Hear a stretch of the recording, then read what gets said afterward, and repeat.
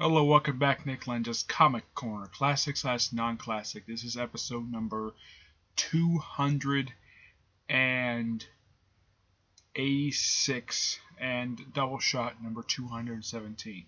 Okay, first up, Wonder Woman, Volume 1, Blood. Yeah, this book contains the first 6 issues of the New 52 Wonder Woman run, written by Brian Azzarello and artwork by Cliff Chiang, with Tony Atkins on issues 5 and 6.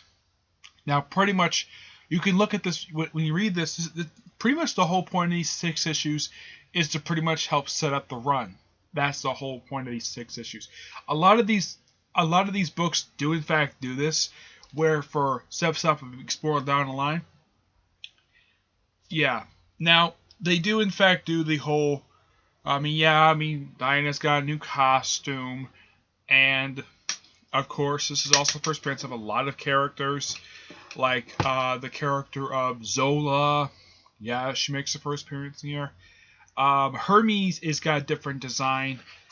If you wonder what, yeah, when the book opens up, you see freaking Apollo. But yeah, also half the time when Hera is seeing the book, she is in the nude. All right. Here's some artwork by Cliff Chiang. Now, the artwork is actually really good. I don't have a problem with the artwork. Now, I know some people have a problem with this run because they were not fans of it, because it just basically disrespected everything Wonder Woman's had before. Well, here's the thing. I do like all 52 issues, despite the change of run. Okay. Now, I know this particular book had a big problem with the fact that all 35 issues was a complete story arc. Yes, it kind of is, but you can kind of see it in chapters. This is the first chapter, and it takes about 6 books to do it. Okay? Now, if you're wondering what the heck that Hermes looks like in here, yeah, this guy who's got an arrow in his belly, yeah, this is Hermes. Yeah, that is Hermes, the messenger of the gods, and his feet are basically like bird feet. Yep, that's simply what it is. Now, Zeus himself is only seen in here, flashbacks only. Yeah, and also, for some reason, now Hera, she wears this peacock thing. I'm not kidding about this. She wears this peacock cloak, and whenever she wears this, she's in the nude. And she's like this the entire book. I am not kidding about this.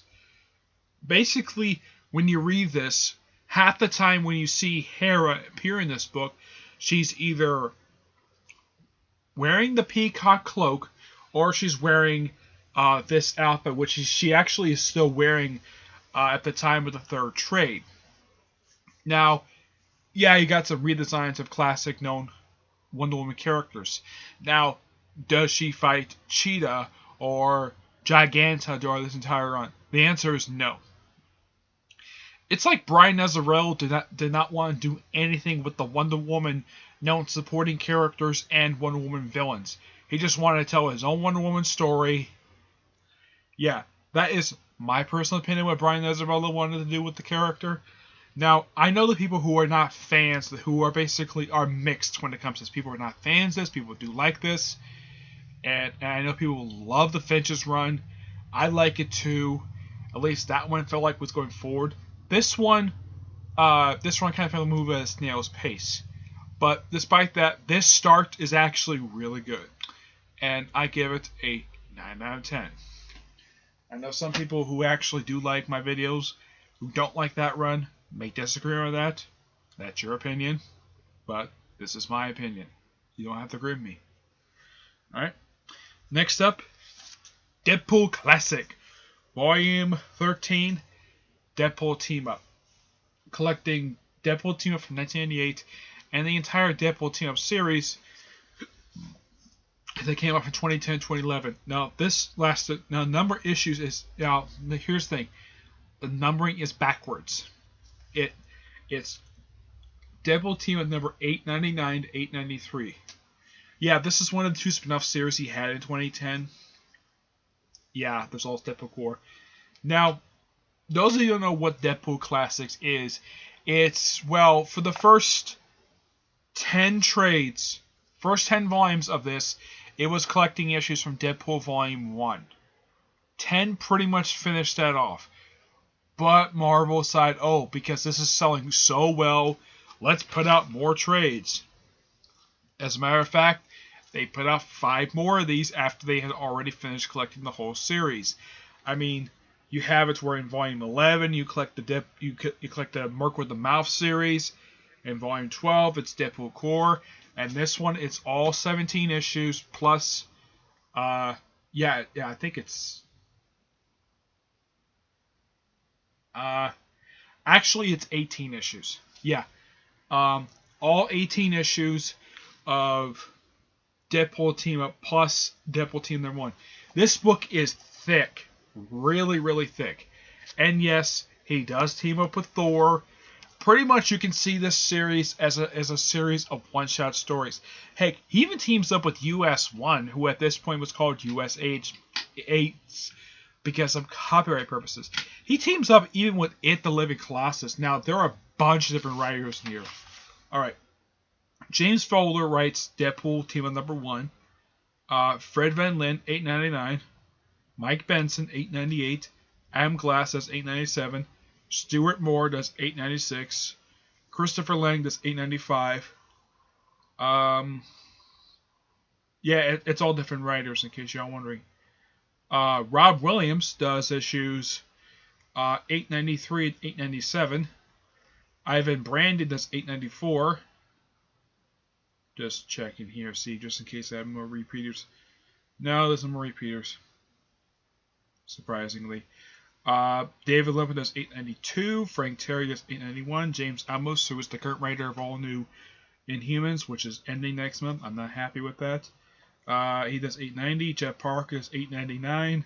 Colin Bunn does $888. He's a regular writer for Deadpool spin-off books, and he's doing Deadpool the Mark's Money.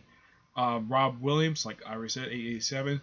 Shane McCarthy does $8.86. Rick Spears does $8.85. Tom Payer does $8.84. And Scotty Young does $8.83. Now he teams up with the various sort of people here. Now, luckily enough, the back of the book does list off everybody. Okay, now he teams up with Hercules, the Dan Ketch and Johnny Blaze ghostwriters, the Punisher, USA obviously, the Zappa brothers, I'm not really familiar with them, the Living Colossus, Captain Britain, Santana, Mr. X, Machine Man, Gorilla Man, The Thing, Thor, Iron Fist, Hellcow, The Watcher, Galactus, and Widow Wilson. That's that guy there. So he teams up with a bunch of individuals, and with various degrees of artwork in here. Now, that's the thing with this. Not only every issue has different writer, it also has different artist. In all the issues, as far as I can tell for the artist who does all of these books, unlike the way it is with Rob Williams, there's 2 issues of the series. Chris Saggs, he draws issues 897 and 891. Sean Crystal does 896 and 892. I'm just looking for any more repeaters. I don't think there's no, I'm not seeing any.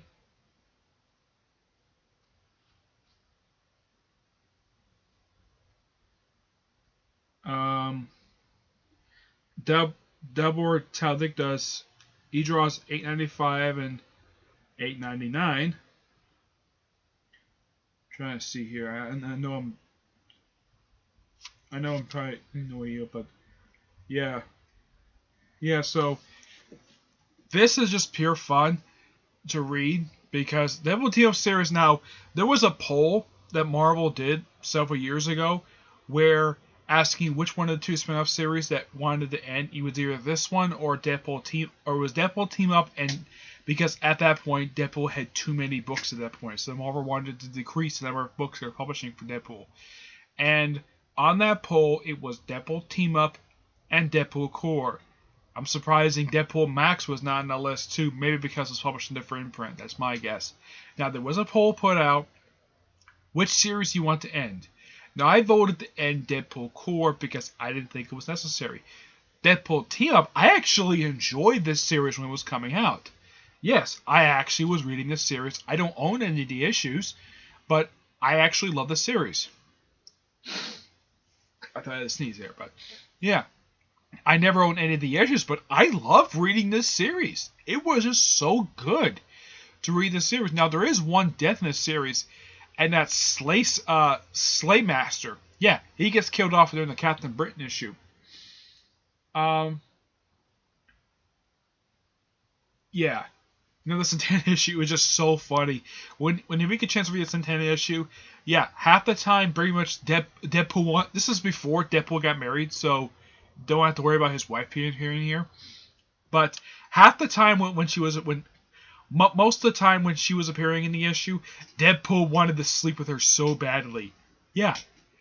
Like, he was Googling over her, yeah, he was staring at her chest half the time. Yeah. It's like, I want to bed you. Yeah, that's pretty much his attitude throughout half that issue. The Thor issue is pretty fun. Now, in case you're wondering, why does Thor wear this outfit? Why doesn't he wear, like, one of those other... Where did he get this outfit from? This is from the JMS run of Thor. That's where he got this outfit from. He wore this outfit from 2008 to 2012. His most recent attire, the one basically when Jason Aaron took over the book, all that he did was just simply have him lose his sleeves. In case you wonder, currently, with Jane Foster holding the hammer, Thor has since lost his shirt and he has lost his helmet. It's not been explained exactly where his helmet is currently. Maybe they're explained with the Unworthy Thor, but I'm curious. Where the heck did his helmet go? Because if you read the first issue of the Thor book that was launched in 2014, late 2014, he apparently has lost his gloves. He pretty much is all he's wearing. His pants are held up by a rope, not a belt, a rope. And he's all he's got is his boots and his pants and his cape. That's all he's got left because he was pulling ever since Original Sin. But yeah, like I've said, pure fun, 9 out of 10. I do recommend picking this up. Despite the fact it is $35, but it's well worth it. But I would pick up the first 12 trades first, then pick this up. There's 15 altogether, and thank you that Marvel for finally putting this trade series to rest. Now, this particular trade was only released just, let's see here, only came out a year ago. So yeah, 9 out of 10. Alright, that's it for this episode. Stay tuned for the next episode, which should be 287 and Doubleshot number 218. Okay, until then, see you there. Bye.